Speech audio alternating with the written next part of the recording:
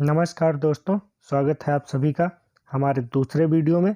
दोस्तों, हम 10 क्वेश्चन की श्रृंखला शुरू कर रहे हैं जिसमें 100 से ज़्यादा मोस्ट इम्पॉर्टेंट क्वेश्चन डिस्कशन करेंगे। चलिए देखिए, जो सारे एग्जाम के लिए बहुत ही महत्वपूर्ण है। वीडियो पे आए हैं तो आप एजुकेशन के पर्पज़ से आए होंगे, तो वीडियो को प्लीज़ स्किप मत कीजिए। अब 5-10 मिनट में कुछ नहीं जाता, पूरा वीडियो देख डालिए, आपको क्वालिटी और कंटेंट का पता चल जाएगा और आपकी प्रिपरेशन बहुत अच्छी हो जाएगी। आप पूरी श्रृंखला को अच्छे से देखिए।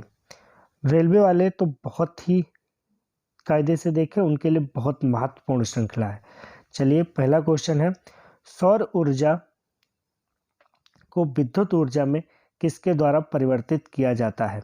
ऑप्शन ए शुष्क सेल के द्वारा, ऑप्शन बी लेकांसे सेल के द्वारा, वोल्टीय सेल के द्वारा या प्रकाश वोल्टीय सेल के द्वारा। तो इसका सही उत्तर क्या हो जाएगा?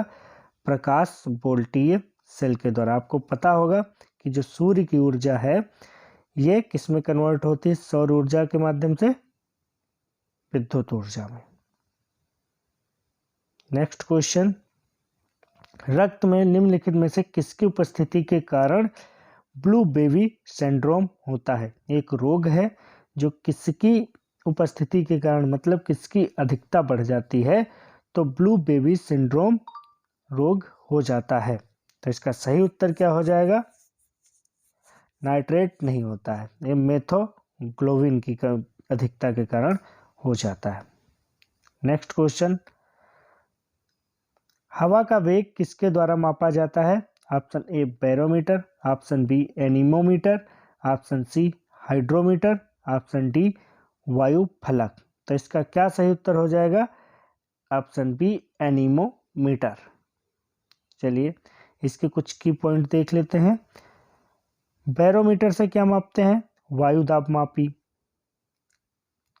वायुमंडलीय दाब मापा जाता है किससे? बैरोमीटर से। हाइग्रोमीटर से विशिष्ट गुरुत्व मापा जाता है। पवन फलक से क्या मापा जाता है? हवा की दिशा। और एनीमोमीटर से हवा का वेग मापा जाता है। नेक्स्ट क्वेश्चन,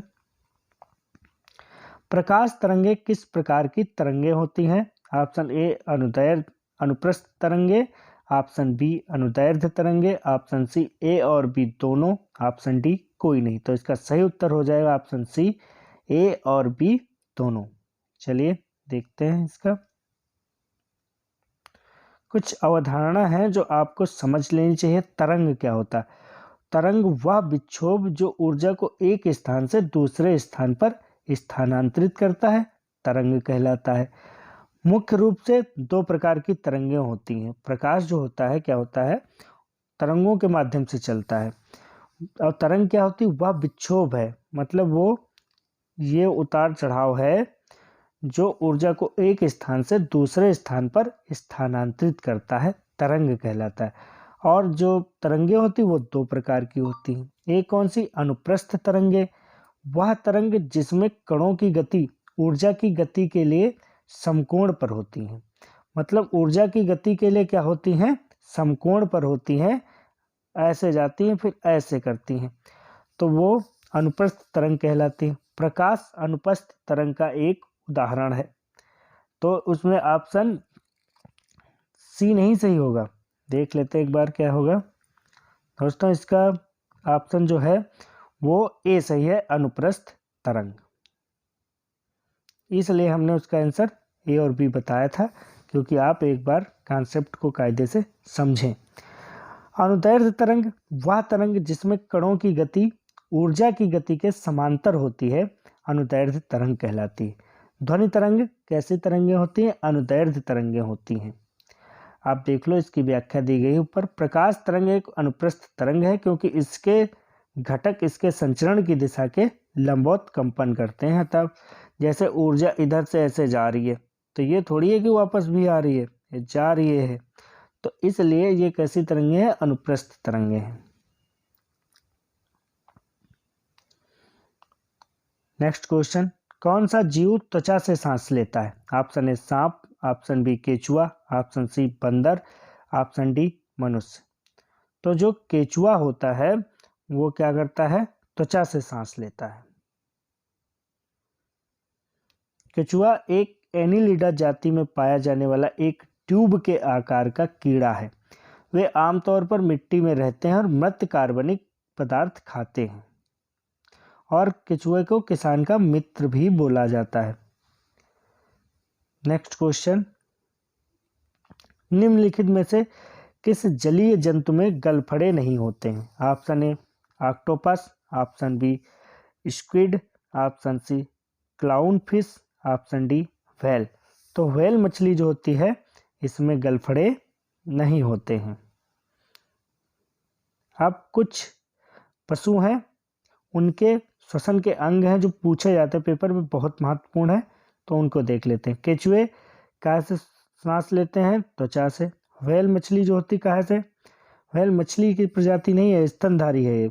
तो व्हेल किससे सांस लेती है? फेफड़ों से। मकड़ी और स्कॉर्पियन ये फुफ्फुस से सांस लेते हैं, फुफ्फुस धमनी होती है उससे। काकरोच श्वास नली से। और टैडपोल मछली, झींगा ये सब कहाँ से सांस लेते हैं? गलफड़े से। मेढक त्वचा से सांस लेते हैं, फेफड़े और मुख गुहा तीनों से सांस ले सकता है। उभयचर स्तनधारी और पक्षी ये फेफड़े से सांस लेते हैं, जिसमें हम लोग भी आते हैं, पक्षी भी आते हैं।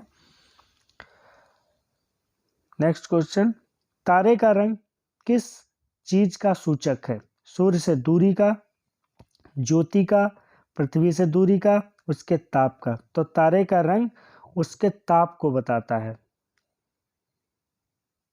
तारे का रंग क्या बताता है? उसके ताप को। तारे का रंग ताप का सूचक होता है। वस्तुतः तारे चमकती गैसों के पिंड हैं जो गुरुत्वाकर्षण बल के कारण एक दूसरे से बंधे रहते हैं। जो तारा जितना अधिक चमकीला होता है उसका जीवन काल उतना ही कम होता है। तारों की स्पेक्ट्रम से ज्ञात होता है, जबकि तारों की दूरी ज्ञात करने के लिए प्रकाश वर्ष का प्रयोग किया जाता है। तारों का जो कलर है, जीवन काल है, सब स्पेक्ट्रम से देखा जाता है कि तारा कितना चमकीला है, और तारों की दूरी ज्ञात करने के लिए प्रकाश वर्ष का प्रयोग किया जाता है। अगला क्वेश्चन, बादल और वायुमंडल का तैरना किस कारण होता है? ताप के कारण, दाब के कारण, समुद्र से दूरी के कारण, ऑप्शन डी श्यानता के कारण। तो सही उत्तर क्या हो जाएगा? श्यानता के कारण। बादल और वायुमंडल भाग के छोटे छोटे कणों से मिलकर बने होते हैं। बादल जो हैं वायुमंडलीय भाग के छोटे छोटे जो कण होते हैं वायुमंडल में, उससे मिलकर बने होते हैं। इन कणों का सीमांत वेग बहुत कम होता है, जिससे वह वायु की दिशा में बह जाते हैं, जिससे उनका समूह तैरता हुआ प्रतीत होता है। अतः बादल और वायुमंडल आकाश में श्यानता के कारण तैरते हुए प्रतीत होते हैं। लोहे में जंग को रोकने के लिए उपयोग किया जाता है। लोहे में जंग ना लगे इसलिए किस चीज का उपयोग किया जाता है? Option A zinc, option B magnesium, option C chlorine, option D तांबा। तो सही उत्तर हो जाएगा इसका जिंक। जिंक का लेपन किया जाता है, जिसे गैल्वेनाइजेशन भी कहा जाता है। आर्द्र वायु के संपर्क में आने से लोहे के ऊपर लाल रंगी एक पीली परत जम जाती है, जिसे जंग कहा जाता है। इसे रोकने के लिए लोहे के ऊपर जस्ते की परत चढ़ाई जाती है, जिसे गैल्वेनाइज्ड कहा जाता है। इससे लोहे का संपर्क ऑक्सीजन से नहीं हो पाता और इसमें जंग नहीं लगती है। नेक्स्ट क्वेश्चन, पानी से भरी डाट लगी बोतल जमने पर टूट जाती है क्योंकि जमने पर बोतल सिकुड़ती है, जमने पर जल का आयतन घट जाता है, जमने पर जल का आयतन बढ़ जाता है, कांच ऊष्मा का कुचालक है। तो जमने पर जल का आयतन क्या होता है? बढ़ जाता है, इसलिए जो बोतल है वो फट जाती है। पानी के जमने पर उसका आयतन बढ़ जाता है, फलस्वरूप पानी से भरी डाट लगी बोतल जमने पर टूट जाती है। दोस्तों, हमने 100 से ज़्यादा क्वेश्चन महत्वपूर्ण जो हैं 10 क्वेश्चनों के माध्यम से डिस्कशन किया है।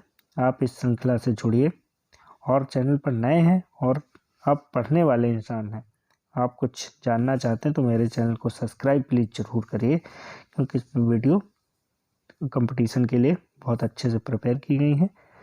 चलिए मिलते हैं नेक्स्ट वीडियो में, तब तक के लिए धन्यवाद।